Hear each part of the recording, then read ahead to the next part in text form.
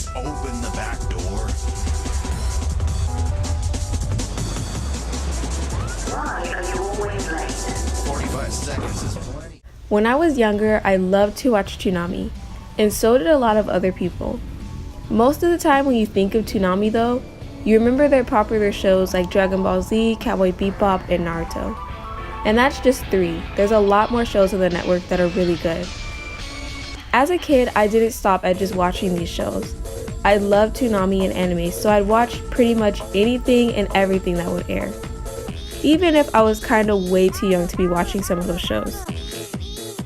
Anyway, one of these shows that I remember was Bobobo-bo Bo-bobo. Even though I don't remember too much specific details, I do remember that this show was bizarre. I also liked the theme song a lot too. It was really upbeat and I could see why little me liked it so much.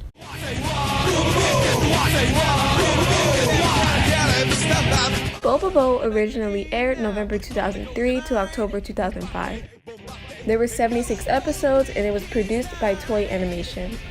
This anime has a manga that appeared on Weekly Shonen Jump from December 2005 to July 2007, ending with 7 volumes. 90% of the time while watching this show, I had no idea what was happening, or the overall plot of the story. But before you judge me on that, I was about 5 or 6 at the time, so I was basically a baby.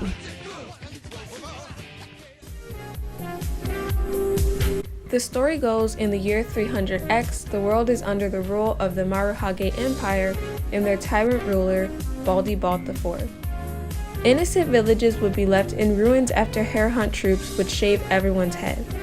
But a rebel, Bobobo-bo Bo-bobo, stands up against the evil regime with his team, Beauty, Gasser, and Don Patch. This series is shonen, but it is filled with a lot of goofy jokes and silly antics. It's almost impossible to go 2 seconds without having something funny or completely weird happening. Hey, fishy in a brook, I will catch you with the hook. Got one. Torpedo girl! Patch girl! Jelly Sizzler girl! We're not fish because We're torpedoes! Bobobo-bo Bo-bobo is also known for a lot of reference jokes. Some of the references come from other anime as well. A lot of the time, it's the Bobobo characters copying poses or changing into that character by copying their clothes, hair, and sometimes even their face. The main character of the series shares the same name as the title of the show. He is called Bobobo for short, as he refuses to let people call him Bo. He stands out a lot as a character, being 6 foot 7 inches tall with a 24-karat gold afro. Bobobo does kind of remind me of a 70s black exploitation movie hero, kind of like a Black Dynamite. And this show has a lot of pop culture gags and references, so I wouldn't be surprised if that's true. His fighting style is even more strange, with his various attacks based on nose hair. I am the king! Oh yeah! Oh yeah, that's right! Wow!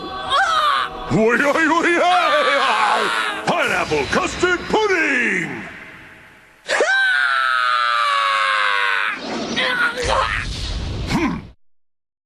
There are a lot of interesting characters with unique designs in this show, but there's way too many to name, so I'm just gonna stick to the main 3 who are part of Bobobo's team.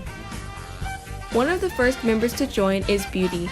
She is described as a kind and helpful person who worries about her friends and sees them as her own family. Gasser, who is the quiet one of the group, was formerly an outcast. He's considered one of the more sane characters in the group, but every once in a while he'll act just as strangely as Bobobo. Don Patch is a happy, outgoing character who loves to be the center of attention, but this does make him a little narcissistic. Overall, this series is really entertaining and unique.